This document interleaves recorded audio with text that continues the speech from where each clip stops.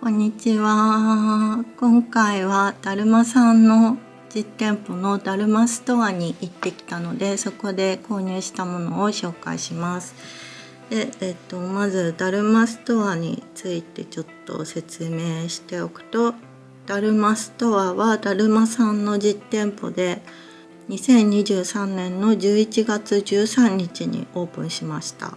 で、最初のオープンの数日間、18日までは入店チケット制でチケットを購入しないと入れないっていう形だったんですが、フリーの時間帯もあって、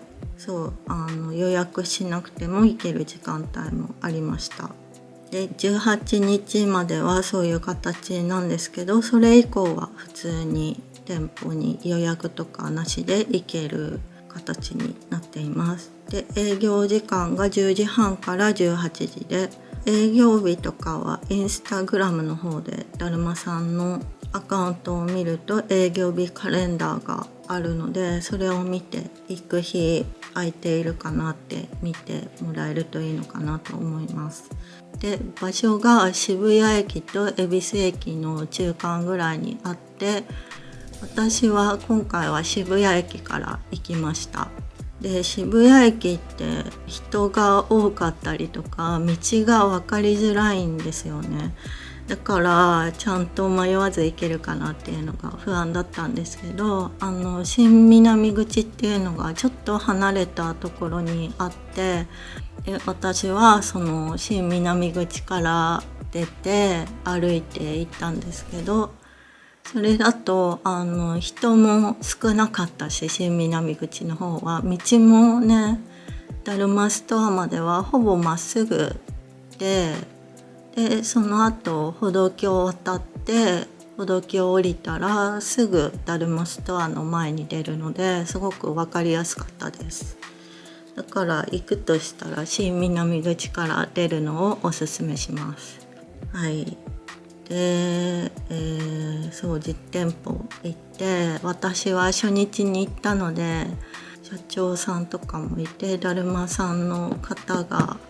接客してくださって、でお話しすることもできてすごく楽しかったです。で、前置きがちょっと長くなるとあれなので、多分皆さん購入品を先に見たいのかなと思うので先に紹介します。はい。で、今回購入したものがじゃん、こちらです。4玉と、あとこれに入っているのは道具類です。ちょっと一旦出します。はい、購入したのはこの4玉と、あと道具です。で、その前に予約して行ったら最初にね、じゃん、こんな手ぬぐいもいただきました。多分手ぬぐいかな。はい、これをいただくことができました。で、手ぬぐいじゃない、手ぬぐい、ハンカチサイズの真四角のこんな感じです。はい。で、白地にグレーのこういう丸い模様が入っていて、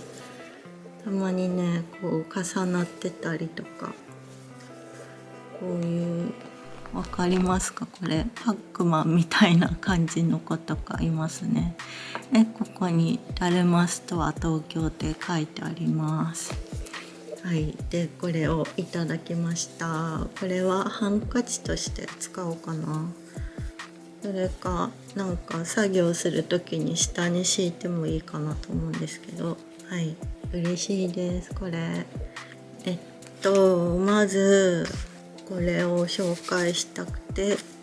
じゃーん、シルクモヘアを購入しました。これは、シルクモヘアのカラーナンバーが5番の緑色のこんなモヘアです。はい。で、スーパーキットモヘア 60%、シルク 40% の1玉 25g の約300メートルです。で、棒針だと2から3号推奨のものになっています。このシルクモヘア他のねだるまさん以外の毛糸屋さん手芸屋さんでは見たことがなくて、初めて実物を見たんですよね。でこのね綺麗さになんかすごく惹かれてしまって、そう何色かあって8色かなあって、こう多分 Vlog の方にも入れたと思うんですけど、全色ね1玉ずつ並べてどの色にしようかなってすごく迷って、でこの色にしました。でね、このシルクモヘアピンク色もあったんですよね。で私普段ならピンク色を選ぶかなって自分では思うんですけど、ピンク好きなのでなんですけど、このシルクモヘアはこういう暗めの色がすっごく綺麗で素敵だなって惹かれて、でグレーと紫色も迷ったんですけど、この緑にしました。シルク 40% でこの芯がシルクになっているんですよ。でこれがツヤツヤ光っている感じで、その光り方もなんていうか上品な感じですごいね綺麗なんですよ。でそのシルクの芯にモヘア 60%、 スーパーキットモヘアなのですごく柔らかいモヘアがついていて、すごくこれ綺麗だなと思いました。でだるまさんのそのお店の方がこのシルクモヘアで過去セーターを編んだことがあるっていうのを教えてくださって、それがだるまパターンブックに載っている作品だったんですよね。で袖口とかゴム編みのところは別の糸で編んだんですけど、このねシルクモヘアを多分引き揃えで編んで3玉で身ごろと袖の部分を編めましたよって言っていて、そうこれ1玉 300m なので 25g なんですけど、割とメーター数もあるので、そんなね糸量というか玉の数買わなくても身ごろとかなら少ない玉数で編めるなっていうのを聞いたので、それもいいなと思って、で本当に手触りが良くて、でこれ白色もあったんですけど、実際に触ってみると白の方が、これよりはもうちょっと、なんていうか硬さが少しだけあるなって思って、でだるまさんの方に聞いたら、やっぱり染色すると柔軟剤とかも入れると思うので、それで手触りも変わってくるっていうのを教えていただきました。色が濃い方が柔らかさがあるなっていうのはあったんですけど、白いカラーも全然気持ちよくて、で白って本当にこのシルクの芯の糸がツヤツヤで、本当白は本当に綺麗で、それでシェットランドレースとか編んでもすっごくいいかもなって思いました。でそうグレーとねパープルで迷ったんですけど、これはね引き揃えをしたいなと思ったので、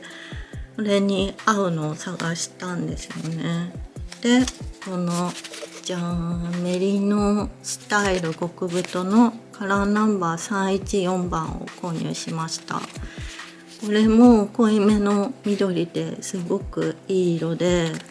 これとこれ引き揃えたらいいなと思って、でこっちとこっち緑にしました。そうでまたちょっとモヘアの話に戻るんですけど、スティーブンのショールでモヘアを使うショールがあるんですよね。でそれをねこのモヘア使って編みたいなとか一瞬思ったんですけど、ちょっとだるまさんの店舗行ってそれを思い出して携帯でね調べて、その場で決めるにはちょっと難しすぎたので、それはまた保留ということでやめて、でそのショールを編むとしたら、なんかモヘア引き揃えとかモヘアだけ同じ色2本引き揃えてとか、なんかいろいろ考えて、確かフィンガリングで編むショールだったので、でね、この緑とこの同じシルクモヘアのピンク色とかも合わせてもすっごくね、こう隣に並べたら可愛くて、あとグレーとピンクとか、パープルとピンクとか、このシルクモヘアの中でも色合わせをね考えるのがすっごくね楽しくて、そうでまたね11月後半実店舗行く予定があるので、アミトモさんとその時にまたちょっと迷おうかなと思いました。はい。で、そうこのね引き揃えで編みたいなと思って、でもまだ何を編むかは決めていません。で、この襟のスタイル並太はウール 100% メリノウールを使用しています。1玉 40g の約60メートルで、棒針だと9から11号、かぎ針だと8から9号です。でね、これもね、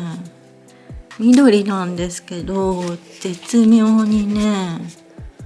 このね、黄緑っぽい色も混ざっていて、これも実物見るとね、本当に可愛いんですよね。でね、これもね手触りが良くて気持ちいいんですよね。ふかふかしていて、でこれもねカラーがいっぱいあって、そうでメリノスタイルは並太もあって、私は今回極太を買ったんですが、メリノスタイル極太は12色あります。これ314番は色の名前もついていて、フォレストグリーンというカラーです。これ商品ページのところにねアラン模様の写真があるんですけど、極太だし割と柔らかいんですけどしっかりしているので、模様がくっきりはっきり出る糸なのかなと思います。そう、これもね可愛いんですよ。割とワイルド系のすっごく柔らかさはないんですけど、素朴な手触りの糸とかも水通しでお湯とかでやるとバッと膨らんでまた手触りが変わるし、編んだ作品を長く使えるっていうのも聞いて、持つみたいで、使っていくうちに多分摩擦とか起こっても風合いが変わっていって、それもすごくいい風合いになっていくっていうのも教えていただきました。それはこの糸じゃないんですけど、多分この糸とかでもそういう感じになるのかなと思います。でこの緑のね2色で引き揃えたいなと思って、まだ作品は何編むか決めてないんですけど、とりあえずスワッチを編んでみて、自分で考えてみるのもいいなと思って、そうなんかだるまさんの糸見たら久しぶりに自分でウェアデザインして製図して割り出してってやりたいなっていう気持ちがムクムクと湧いてきて、これでやってみようかなと思いました。でもまだわかんないです。そう、何かね編みたい作品がデザインが見つかれば、それになんかこれに合うのを探してっていうのもやりたいし、ちょっとスワッチ編んでみて考えてみようかなと思います。なんだっけ、モヘア系がもう一つありますよね、だるまさんの糸。このシルクモヘア以外にもこのウールモヘア、そうこっちの方が毛足が長い感じでふわっとした感じでした。こっちはこのねモヘアスーパーキットモヘアで、こっちの方が細くて繊細な感じがしました。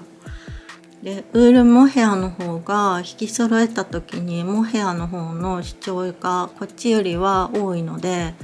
このね引き揃えるもう一方のこういうストレートヤーンとかと引き揃えることが多いかと思うんですが、モヘアの方が目立つ感じになるのかなと思いました。はい、でそんな感じでこれとこれを引き揃えたいなと思っています。じゃーん、このループを2玉購入しました。これはウール 83%、アルパカ、ベビーアルパカ 17% で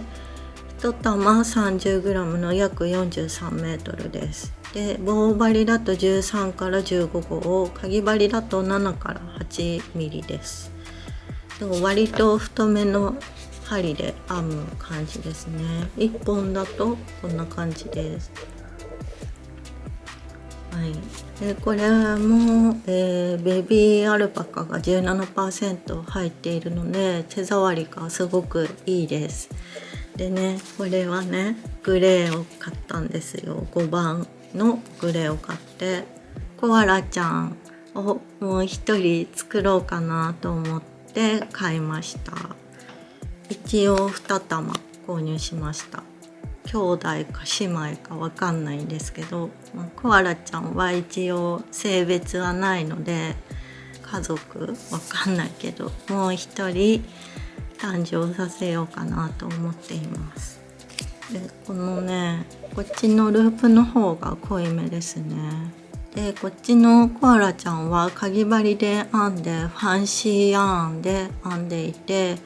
こっちはループなのでくるくる系のコアラちゃんになるかなと思います。でこの子はそう編み方とか残してなくて、いや編みながらメモしたはずなんですけど、そのメモがどっか行っちゃったので、またね改めてこの子を見ながらサイズ感とかいろいろ調節しながら編もうかなと思います。そうこっちファンシーヤーンで編んだので、かぎ針だともう編み目が見えなさすぎて、もう勘で編み地に針を刺して編んでいた感じで、かぎ針だと適当になんか刺してもほどけることはないので、そう針にかかっているループを落とさない限りだから編めたので、はい、そんな感じです。こっちもどうなんだろう、かぎ針だと見えづらそうなんですけど、こっちのファンシーヤーンのこの毛足の長さよりは編みやすいかなと思います。でも棒針バージョンで編むっていうのもありかな。それは編む時に編みながら決めようかなと思います。このループもカラーが他にもあって、ループは全部で8色あります。くまちゃんバージョンも編もうかなと思ったんですけど、ループは茶色がないみたいですね。茶色じゃなくてもこのブラックで黒クマを編んでもいいかな。あとはピンクとかきなりとかもあるので、これでうさぎさんとか編んでも可愛いかな。でそんな感じですでそうコアラちゃんもまた編みます。でどうしよう、コアラちゃんコアラちゃんがこの世に同じ子増えてほしいので編み方動画とか出そうかな。編んでくれる方いるかわかんないんですけど、コアラちゃんの家族を増やそう作戦で編み方動画も出すかもしれません。はい、毛糸はこの4玉を購入して、あとはちょっとした道具を購入しました。じゃん、この2つを購入しました。まずこちらですね。これは編み針キャップを購入しました。2個入っています。じゃん、こんな感じ。この色違いの帽子の編み針キャップです。でこれのいいところがですね、このパッケージの裏に書いてあるんですけど、穴のね大きさがあって、この針を刺す穴が3つ開いているんですよね。この真ん中に大きいのが1個と、この両端両方に小さめのが2個開いています。でこれがですねこんな感じで、中央の穴大きい方が4から15号を 3.3 から 6.6 ミリが入る大きさで、両脇の穴が0から4号 2.1 から 3.3 ミリが入る穴になっています。そう、このね1個で2種類の大きさを刺せるっていうのがいいなと思いました。で太めだったらこの1個1本ずつ刺して、小さめだったらこの1個だけでこのね2本刺して1個で済むっていう感じで、だから小さめの穴だったら2種類の作品の編みかけに使えるなっていうことでいいなと思いました。はい、でここにねだるまって書いてあります。この編んだ帽子のデザインが可愛くて、でこの編み針キャップもカラーがね3種類売っていました。このね緑が入っているこの2色のセットと、これか、このね黄色と濃いめのこれは紺かなのセットもありました。私はこの中央の2色で、あとこの2色もあって、このねこっちの2色のこれのセットは売り切れていてなかったんですよね。だからこっちの2個のどっちかっていうことでこっちの色を選びました。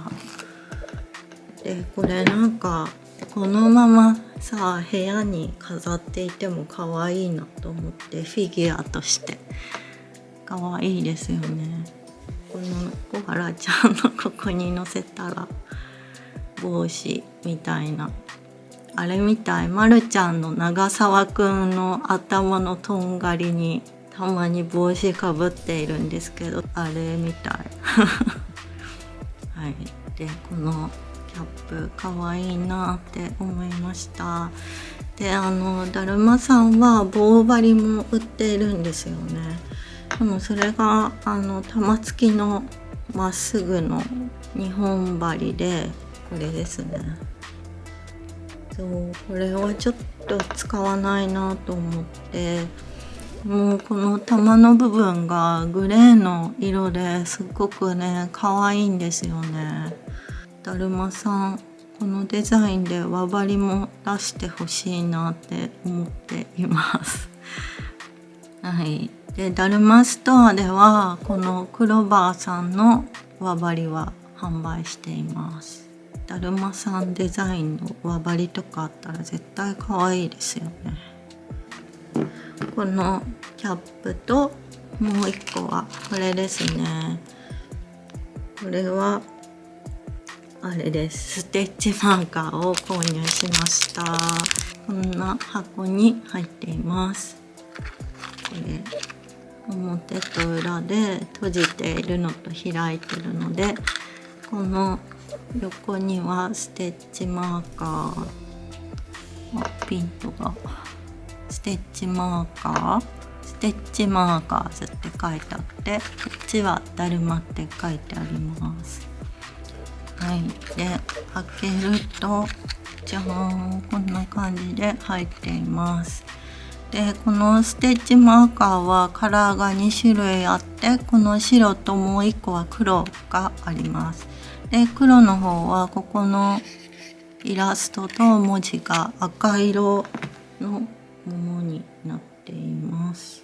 そうこんな感じで黒の方もあります。でステッチマーカー、なんかちょっと個人的にこだわりがあって、編んでいる途中でこう私右利きなので右手でこう編み地に入れるんですよね、この開いた状態で。で片手で入れる時にねちょっと分かりづらいんですけど、親指でここをね開きながら入れることがあって、編み地の編み目の大きさにもよるんですけど、こう開きながらやるので片手でこれをやりやすいのを日々求めていて、